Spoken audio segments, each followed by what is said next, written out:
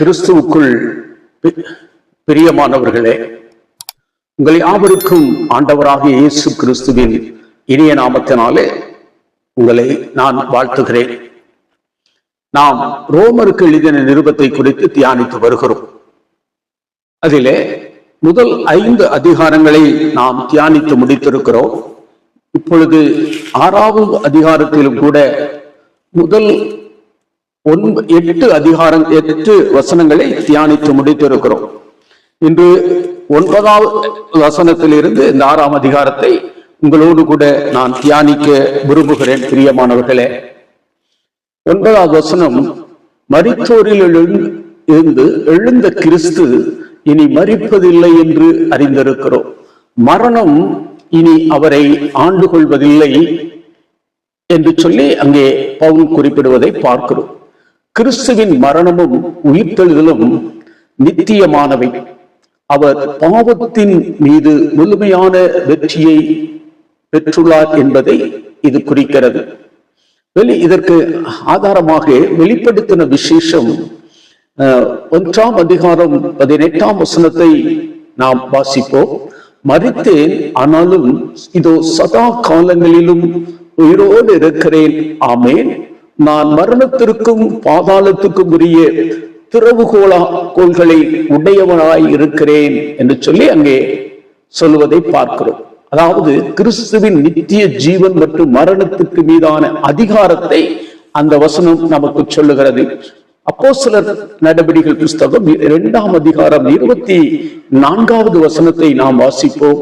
தேவன் அவருடைய மரண உபாதிகளின் கட்டை அவிழ்த்து அவரை எழுப்பினார். அவர் மரணத்தினால் கட்டப்பட்டிருக்க கூடாதிருந்தது என்று சொல்லி அங்கே பார்க்கிறோம்.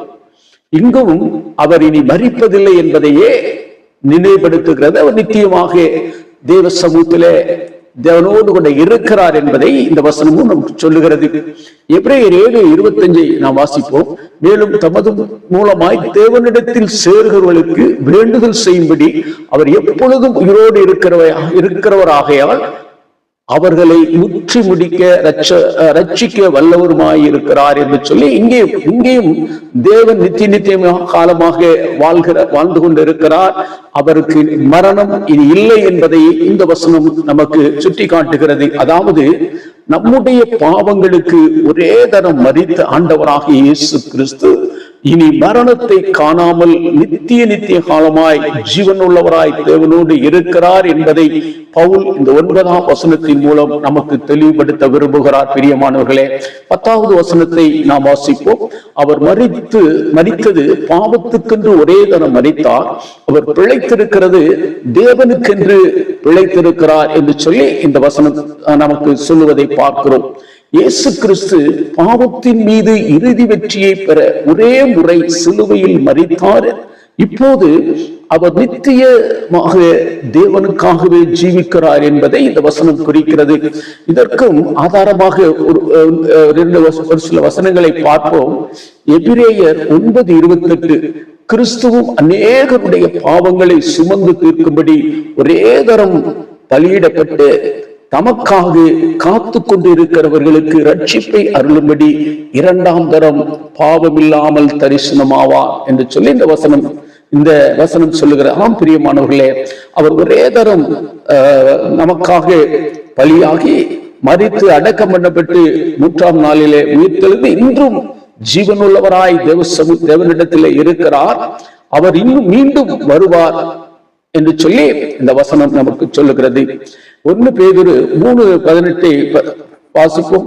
ஏனெனில் கிறிஸ்துவும் நம்மை தேவனிடத்தில் சேர்க்கும்படி அநீதி உள்ளவர்களுக்கு பதிலாக நீதி உள்ளவராய் பாவங்களின் நிமித்தம் ஒரு தரம் பாடுபட்டார். அவர் மாம்சத்திலே கொலையுண்டு ஆவியிலே உயர்த்தப்பட்டார். இங்கேயும் தேவனுடைய மரணத்தை குறித்து சொல்லப்பட்டிருக்கிறது.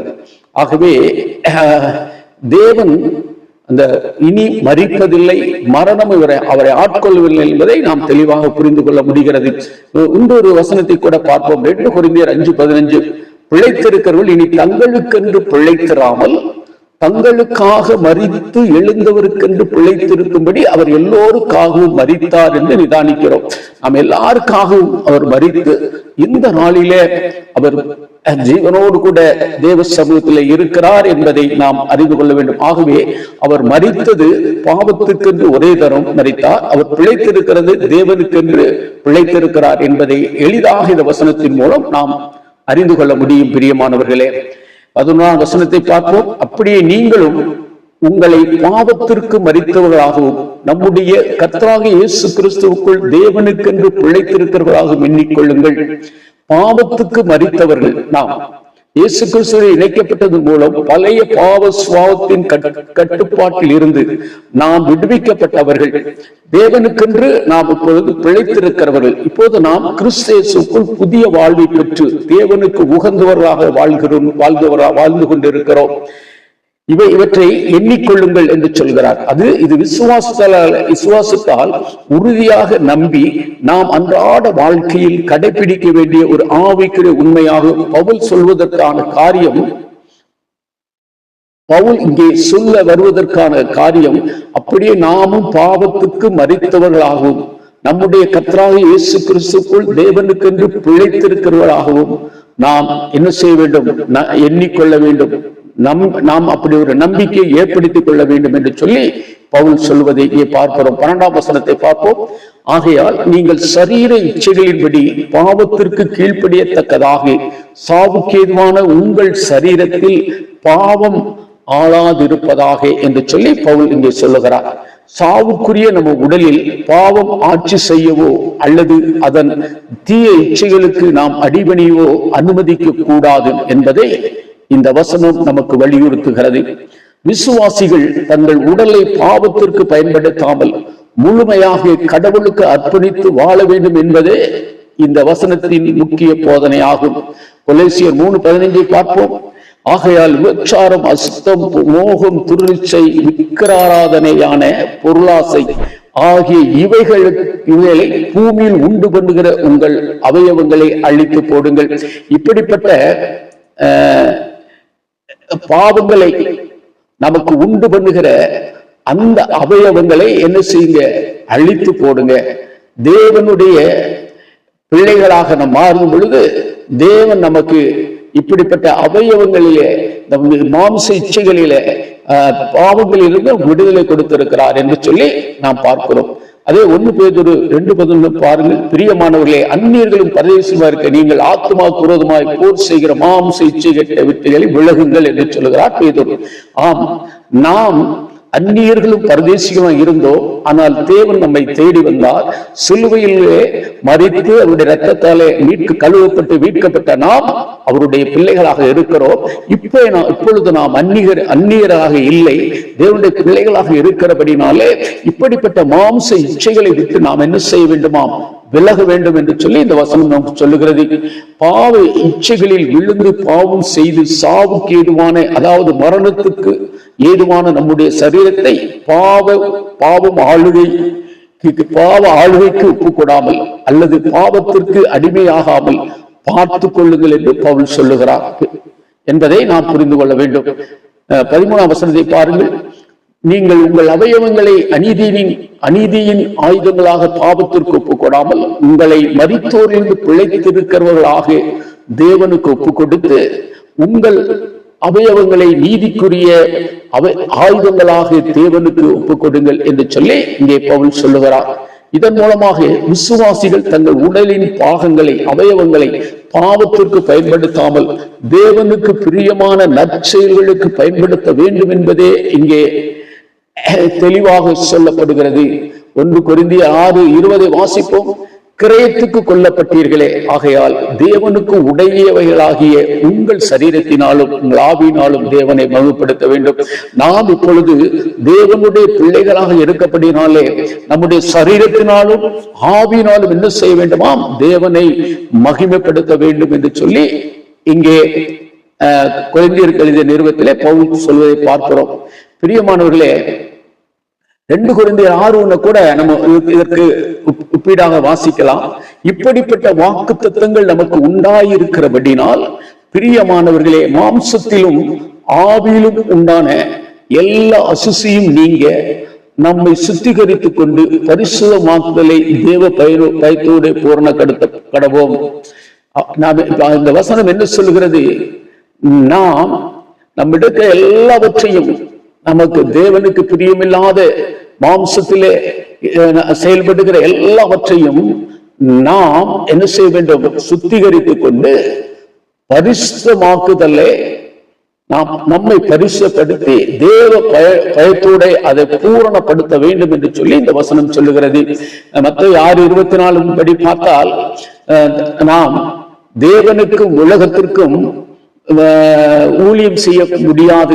ஒன்று தேவனோடு சார்ந்திருக்க வேண்டும், இல்லாவிட்டால் உலகத்தோடு சார்ந்திருக்க வேண்டும் என்பதை இந்த வசனங்கள் நமக்கு தெளிவுபடுத்துகின்றன. பிரியமானவர்களே, நாம் நம் அவயவங்களை அநீதியின் ஆயுதங்களாக பாவத்திற்கு ஒப்புக் கொடுக்க கூடாது. ஒண்ணு, நம்மை மரித்தலிருந்து பிழைத்திருக்கிறவர்களாக தேவனுக்கு ஒப்புக் கொடுக்கப்பட வேண்டும். 2, நம்முடைய அவயவங்களை நீதிக்குரிய ஆயுதங்களாக தேவனுக்கே ஒப்புக் கொடுக்கப்பட வேண்டும் என்று பவுல் இங்கே குறிப்பிடுவதை நாம் பார்க்கிறோம்.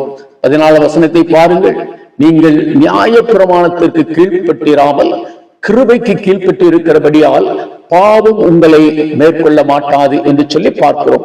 இதன் பொருள் என்னவென்றால், விசுவாசிகள் இனி பாவத்தின் அடிமைகளாக இல்லை, அதற்கு பதிலாக தேவனுடைய கிருபை அவர்களை பாவத்தின் ஆதிக்கத்திலிருந்து விடுவித்து நீதி உள்ளவர்களாக வாழ வல்லமை அளிக்கிறது என்பதுதான் இதன் பொருள். கலாத்தியர் 5:16 வாசிப்போம். பின்னும் நான் சொல்லுகிறது என்னவென்றால், ஆவிக்கேற்றபடி நடந்து கொள்ளுங்கள், அப்பொழுது மாம்ச இச்சையை நிறைவேற்றாதிருங்கள். இந்த மாம்ச இச்சைகள் நம்ம உள்ளத்துக்குள்ளாக, நம்ம எண்ணத்துக்குள்ளாக நாம் வரவே விடக்கூடாது. நாம் தேவனுடைய பிள்ளைகள். முன்பு அப்படிப்பட்டவர்களாக இருந்தோம். இப்பொழுது அதிலிருந்து கடந்து வந்து பாவத்திலிருந்து விடுதலை பெற்று தேவன் நம்மை நீதிமான்களாக ஆக்கி இருக்கிறார். அப்படிப்பட்ட நாம் மறுபடியும் பாவ இச்சைக்குள்ளாக நம்ம சரீரத்தை ஒப்புக் கொடுக்க கூடாது என்பதை இந்த வசனம் சொல்லுகிறது. 1 கொரிந்தியர் 10:13 வாசிப்போம். மனுஷருக்கு நேரிடுகிற சோதனையே அல்லாமல் வேறு சோதனை உங்களுக்கு நேரிடவில்லை. தேவன் உண்மையுள்ளவராக இருக்கிறார். உங்கள் திராணிக்கு மேலாக நீங்கள் சோதிக்கப்படுவதற்கு இடம் கொடாமல் சோதனைக்கு தாங்கத்தக்கதாக வேதனையோடு கூட அதற்கு கொள்ளும்படியான போக்கையும் உண்டாக்குவார். ஒரு சில நேரங்களில நமக்கு இப்படிப்பட்ட சோதனைகள் வரும். அந்த சோதனைகள் நம்மை பாவ இச்சைக்குள்ளாக தள்ளி நம்மளை வீழ்த்தக்கூடிய காரியங்கள் வரக்கூடிய சூழ்நிலை வரும். அப்படிப்பட்ட சூழ்நிலை வந்தாலும் அதை நாம் எதிர்கொண்டு ஜெயிப்பவர்களாக தேவனிடத்திலே பலனை பெற்று அதை தாண்டி செல்வதாக இருக்க வேண்டும். பிரியமானவர்களே, 15வது அதிகாரத்தினை வாசிப்போம். இதனால் என்ன? நாம் நியாய பிரமாணத்துக்கு கீழ்ப்பட்டிராமல் கிருபைக்கு கீழ்பட்டிருக்கபடியால் பாவம் செய்யலாமா கூடாது என்று சொல்லி பவுல் ஒரு கேள்வியை கேட்டு அதற்கு பதிலையும் சொல்லிவிடுகிறார். ஒருவர் யாருக்கு தங்களை அடிமைகளாக கீழ்ப்படுத்துகிறார்களோ அவர்களுக்கே அவர்கள் அடிமைகளாக இருக்கிறார்கள். எனவே நாம் பாவத்திற்கு அடிமையாகாமல் நீதி உள்ளவர்களாய் வாழ வேண்டும் என்பதே இதன் பொருளாகும். நாம் நியாய பிரமாணத்திற்கு கீழ்ப்படியாமல் கிருபைக்கு கீழ்ப்பட்டு இருக்கிறபடியால் நாம் பாவம் செய்யக்கூடாது என்பதை பவுல் தெளிவுபடுத்தியிருக்கிறார். பிரியமானவர்களே, இத்தோடு நான் இந்த காணொளி காட்சியை நிறைவு செய்கிறேன். அடுத்த காணொளி காட்சியிலே நாம் 16வது வசனத்திலே இருந்து இந்த 6ஆம் அதிகாரத்தை தொடங்குவோம். கர்த்தர் தாமே நம் ஒருவரையும் ஆசீர்வதிப்பாராக. ஆமேன்.